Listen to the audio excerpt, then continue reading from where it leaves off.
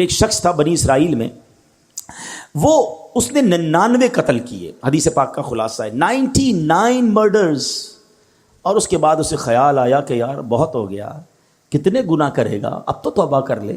وہ ایک راہب کے پاس گیا، سو کالڈ ہیں مولوی صاحب، اس زمانے کے بھی سو کالڈ ہوں گے، علم تھا نہیں، لکس لائک، بے شک ہم بھی آج کل ہر داڑھی والے کو عالم دین سمجھ لیتے ہیں، بلکہ اب تو بغیر داڑھی والے کو بھی عالم دین کہنا لوگوں نے شروع کر دیا۔ یہ عجب فنومنا چلا ہے کہ جس کی مرضی وہ اسلام کی انٹرپریٹیشن کر رہا ہے اور لوگ اسے سنی جا رہے ہیں۔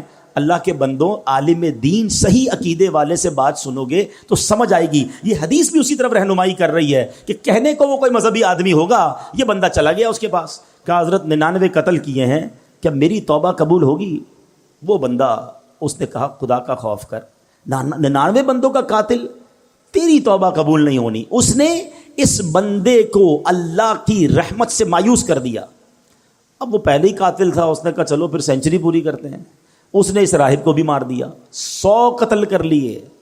پھر خیال آیا نہیں، غلط کیا، توبہ کرنی چاہیے۔ پھر کسی عالم دین کے پاس گیا، اب عالم دین نے کہا کہ نہیں، تمہاری توبہ قبول ہو جائے گی، گھبراؤ نہیں، اللہ کی رحمت سے مایوس نہ ہو، ایسا کرو فلاں علاقے میں نیک لوگوں کی ایک بستی ہے، تو اس ادھر چلے جاؤ اور ان نیک لوگوں کے قریب جا کر اللہ کی بارگاہ میں دعا کرنا، تو اللہ کریم جو ہے تجھ پر رحمت فرما دے گا، تیری توبہ قبول کر لے گا۔ یہ بندے نے نیت کی، اچھی نیت، اور چل پڑا۔ اللہ کی شان دیکھو، راستے میں اس کا انتقال ہو گیا، عذاب کے فرشتے آ گئے، ہم لے جائیں گے، 100 بندوں کا قاتل ہے، رحمت کے فرشتے آ گئے، ہم لے جائیں گے، توبہ کی نیت کر لی تھی، چل پڑا تھا، اللہ سے دوستی کا ارادہ کر لیا تھا، یہ چل پڑا ہے۔ اب دونوں قسم کے فرشتوں میں ایک طرح سے بحث شروع ہو گئی۔ عذاب کے فرشتے کہتے ہم لے جائیں گے، توبہ کی تھوڑی تھی، گھر سے نکلا ہی تھا، ارے 100 تو قتل کر دیے ہیں۔ رحمت کے فرشتے کہتے نہیں، اللہ کی راہ پہ چل پڑا تھا، دل میں شرم اور ندامت آ گئی تھی، ہم لے جائیں گے۔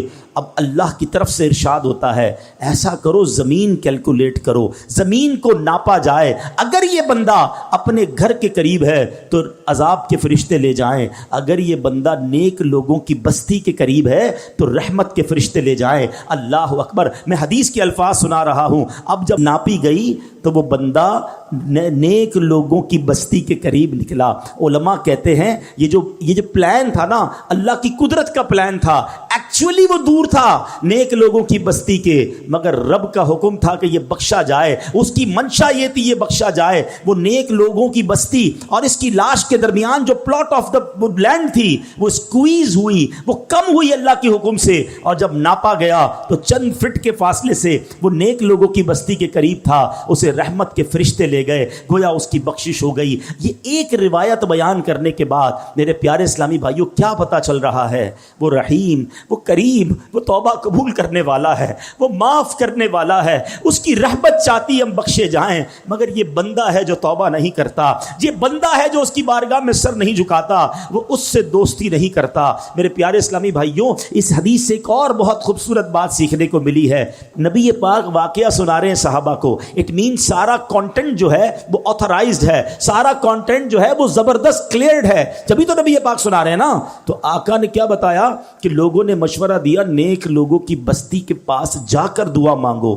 اٹ مینز کہ اگر آج بھی کوئی اللہ والوں کے پاس اگر حیات ہیں تو ان کی صحبت میں جا کر دعا مانگے، اور اگر دنیا سے چلے گئے ہیں اور ان کے مزار کے پاس جا کر اللہ سے دعا مانگے کہ اللہ ان کے صدقے، نیک لوگوں کے صدقے، مبارک جگہ کے صدقے میری توبہ قبول فرما لے۔ تو جہاں رحمتیں برس رہی ہو ادھر جا کر دعا کرنا، ادھر جا کر اللہ سے مانگنا، یہ اس حدیث سے ثابت ہے۔ تو پتہ یہ چلا اللہ والوں کے جہاں قدم لگیں، اللہ والے جہاں عبادت کریں، اللہ والے جہاں موجود ہوں، اگر وہاں جا کر دعائیں مانگی جائیں، اللہ مجھے اور آپ کو بار بار مکے مدینے کی حاضری عطا فرمائے، مقدس مقامات کی حاضری عطا فرمائے۔ وہاں کا سفر کر کے رب سے جب وہاں جا کے بندہ مانگتا ہے